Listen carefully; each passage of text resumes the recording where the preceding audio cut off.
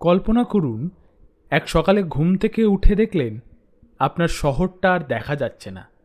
রাস্তা নেই, বাড়ি নেই, মানুষ নেই, চারদিকে শুধু ঘন কালো কুয়াশা। কিন্তু ওটা কুয়াশা ছিল না, ওটা ছিল মৃত্যু। 5ই ডিসেম্বর 1952, লন্ডন শহর। শীতের তীব্র ঠান্ডায় মানুষ কয়লা পুড়িয়ে ঘর গরম রাখছিল, কারখানাগুলোও নিরন্তর ধোঁয়া ছাড়ছিল। ঠিক তখনই একটি টেম্পারেচার ইনভার্সন ঘটে।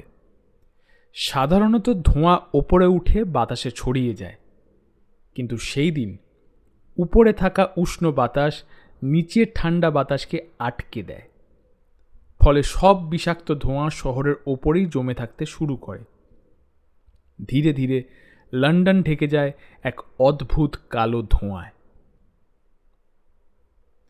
পরিস্থিতি এতটাই ভয়াবহ হয়ে উঠেছিল যে মানুষ নিজের হাতও ঠিকমতো দেখতে পাচ্ছিল না। বাস, ট্রেন, গাড়ি সব বন্ধ, বিমান ওঠানামা বন্ধ। হাসপাতালগুলো ভর্তি হতে শুরু করলো শ্বাসকষ্টের রোগীতে। রাস্তার মাঝখানেই মানুষ দিশেহারা হয়ে পড়ছিল। অনেকে বাড়ির ভেতরে দম বন্ধ হয়ে মারা যান। প্রথমে সরকার বলেছিল এটা শুধু কুয়াশা, কিন্তু বাস্তবটা ছিল অনেক ভয়ঙ্কর। মাত্র 5 দিনে প্রায় 4,000 মানুষ মারা যান। পরবর্তী কয়েক মাসে সেই সংখ্যা বেড়ে দাঁড়ায় প্রায় 12,000। এটি ইতিহাসে পরিচিত হয় the great smog of London নামে। এই ঘটনার পর পুরো ব্রিটেন স্তব্ধ হয়ে যায়।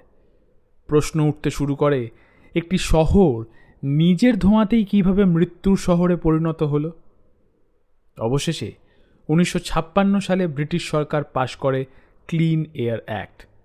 কয়লার ব্যবহার নিয়ন্ত্রণ করা হয়, ধোঁয়া নির্গমনের ওপর কড়া আইন তৈরি হয়।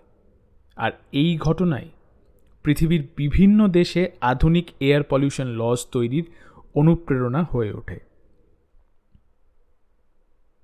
আজও আমরা যখন দূষণের খবর পড়ি, AQI দেখি বা ধোঁয়ায় ঢাকা শহরের ছবি দেখি, তখন মনে রাখা উচিত ইতিহাস একবার এই মূল্য দিয়েছে। প্রশ্ন হলো, আমরা কি সেই ইতিহাস থেকে শিক্ষা নিচ্ছি? কারণ প্রকৃতি কখনো হঠাৎ প্রতিশোধ নেয় না, সে শুধু আমাদের ভুলগুলোর হিসেব একদিন ফিরিয়ে দেয়।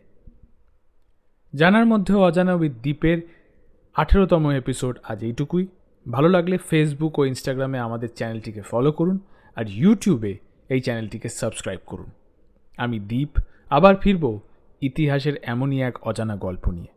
ততক্ষণ ভালো থাকবেন। নমস্কার।